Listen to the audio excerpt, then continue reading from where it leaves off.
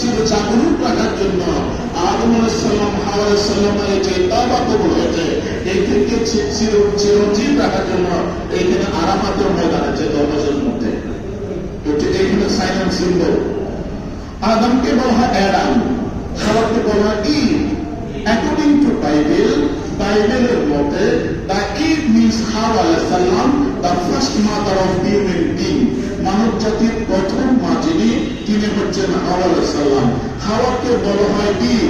ইভের পাশাপাশি বলা হয় eve teasing. Tease mean to irritate any women thought. নারী জাতিকে কি করা? উত্তক্ত করা, বিভিন্ন কথা বলে, নোংরা অশ্লীল পালগার, এটা পালগার বলে না, পালগার সাইন এন্ড সিম্বল দিয়ে নারীদের উত্তক্ত করা হচ্ছে টিজিং, ওখানে ইভ টিজিং। তাহলে আমরা আদমকে পেলাম অ্যাডাম, হাওয়াকে পেলাম আমরা ইভ, ইব্রাহিমকে আমরা পেয়েছি আব্রাহাম, আব্রাহাম লিঙ্কন। আমরা ঈসাকে পেয়েছি Jesus Christ, not Jesus Christ, হযরত ঈসা আলাইহিস সালাম। মুসাকে পেয়েছি আমরা মোসেস, ইয়াকুবকে আমরা যাকুব পেয়েছি, ইউসুফকে জোসেফ বলা হয়, বিনয়ামিনকে বেঞ্জামিন বলা হয়, বেঞ্জামিনের প্রাণলেন, মিকাইলকে বলা হয় মাইকেল, ইসহাক আলাইহিস সালাম আইজাক নিউটন, ইসহাক জাসমিন আইজাক। এই বেগম মুসলমান নামগুলো পরিবর্তন করা হয়। আলেকজান্ডার, নট আলেকজান্ডার, ইস্কান্দার, আলেকজান্ডার। এইগুলো মুসলমানের নামগুলো পরিবর্তন করা হয়েছে, এগুলো খ্রিস্টপূর্ব খ্রিস্টানরা করেছে। আর এই ভাষা লিখে যদি বলি 1 নম্বর বেবিলনীয় ভাষা হবে। এটা খ্রিস্টপূর্ব 3000 থেকে 500 খ্রিস্টপূর্ব 3500 বছর ভাষা। এরপরে হিব্রু ভাষা খ্রিস্টপূর্ব 1500 বছর পূর্বে। এরপরে দক্ষিণ আরবি ভাষা, অথবা সামি ভাষা, অথবা হিমিয়ারি ভাষা খ্রিস্টপূর্ব 800 বছর পূর্বে। এরপরে যে 4 নম্বর হচ্ছে আরামিক ভাষা অথবা আরামিক ভাষা। এরপর হচ্ছে ফিনিশীয় ফোনিকীয় ভাষা। এরপর ইথিওপিক ও হাবশি ভাষা।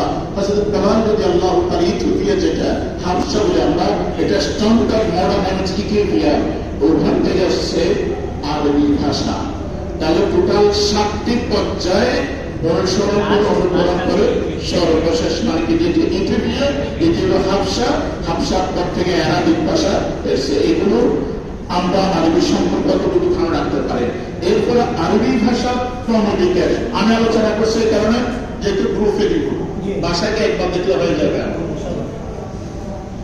আমরা আরবি ভাষার দুভাগে প্রথমত জাহিলি যুগ বলি, কয়েকটা আসর আছে। আল আসরুল জাহিলি, আল আসরুল জাহিলি। জাহিলিকে 2 ভাগে ভাগ করা হয়।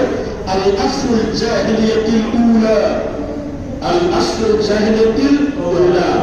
2 নম্বর যেটা প্রশ্ন আসবে পরীক্ষায়, গত কয়েক বছর প্রশ্ন দেখবেন, আল আসরুল জাহিলিয়াতুস সানিয়া। তাহলে মানে আল আসরুল জাহিলি 1 নাম্বার। 2 নম্বর হচ্ছে আল আসরুল ইসলামী, কয় নাম্বার? 3 নম্বর হচ্ছে আল আসরুল উমুবি। 4 নম্বর আল আসরুল আব্বাসি।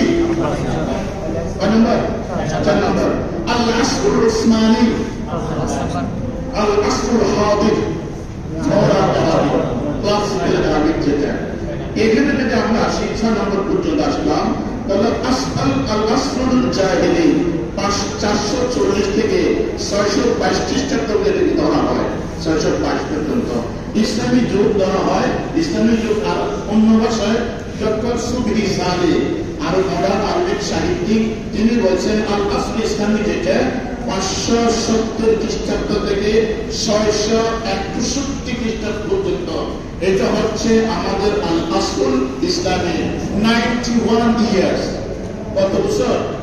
91 বছর আল আসরুল ইসলামী।